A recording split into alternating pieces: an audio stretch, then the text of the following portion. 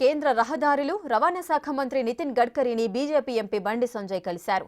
ఇందులో భాగంగా కరీంనగర్ జగిత్యాల రోడ్డు విస్తరణ పనుల్ని ప్రారంభించాలని కోరారు. అదేవిధంగా ప్రజల అభ్యంతరాలు అడ్డంకులను అధిగమించామని నితిన్ గడ్కరీకి వివరించారు.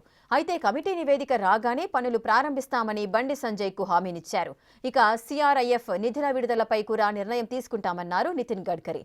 మొత్తం 113 కోట్ల రూపాయలతో కూడిన సిఆర్ఐఎఫ్ ప్రతిపాదనలను గడ్కరీకి వినతి పత్రం రూపంలో సమర్పించారు.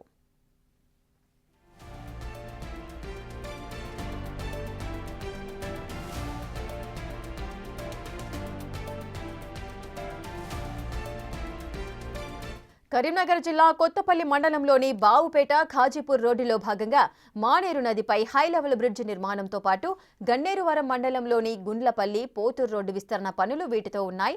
దీంతో పాటు చందుర్తి నుండి మోత్కురావుపేట వరకు వంతెనల నిర్మాణ పనుల ప్రతిపాదనలు కూడా ఉన్నాయి.